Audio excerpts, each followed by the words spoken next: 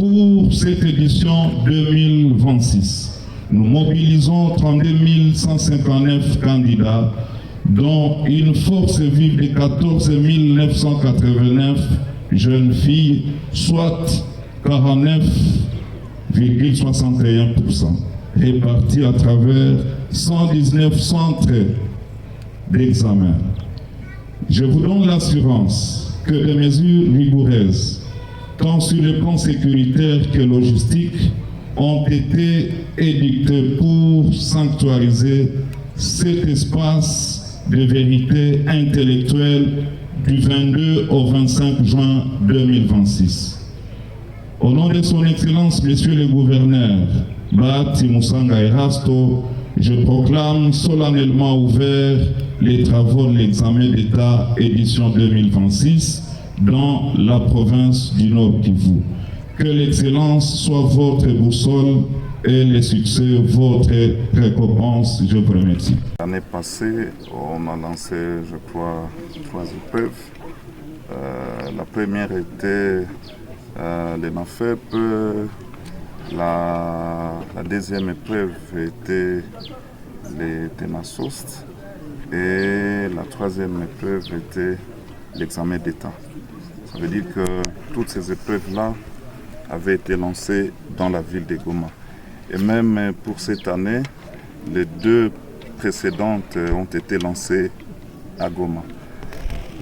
Pour autant que notre province ne se limite pas seulement dans la ville de Goma, il a été décidé par l'autorité provinciale que désormais les autres épreuves seront lancées en dehors de la ville de Goma.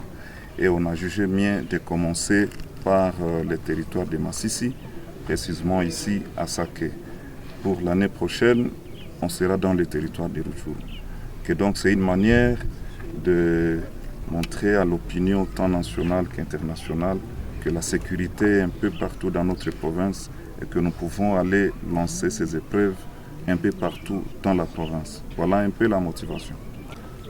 Vous l'aviez vu avec moi lorsqu'on est venu juste à la barrière de Mubambiro. Vous m'aviez vu descendre dans mon véhicule, aller me laver les mains.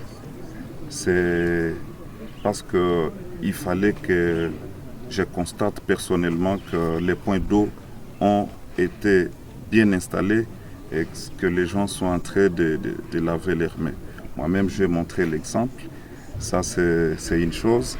Mais aussi, vous avez constaté depuis qu'on est ici, en commençant par les autorités politico-administratives, les autorités scolaires, personne n'a serré la main à l'autre. Il y a une manière qu'on est en train d'utiliser pour se saluer, soit on fait ça, soit on se passe des coudes.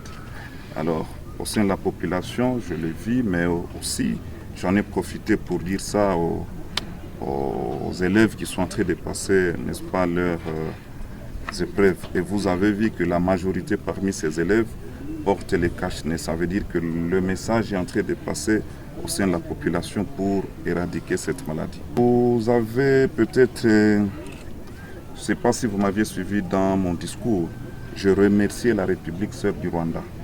Pour autant qu'il y a un centre, vous le connaissez peut-être, que nous avons une école congolaise à Kigali. Et nos inspecteurs ont traversé grâce à la volonté, grâce à la collaboration entre les autorités scolaires de la province du Nord Kivu et seule la République sœur du Rwanda. Jusque-là, ça se passe bien à Kigali, il n'y a pas de doute. Cette année, je ne saurais pas dire qu'il y a eu des défis.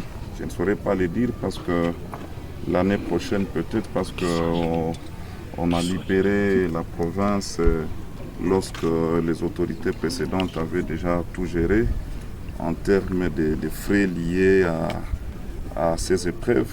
Mais pour cette année, je ne vois aucune difficulté.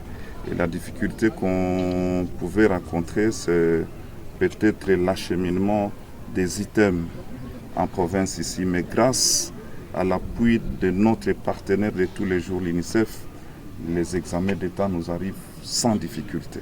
Et donc jusqu'à maintenant, rien ne peut être signalé en termes de difficultés. Attendons peut-être, ces épreuves vont se dérouler dans 4 jours.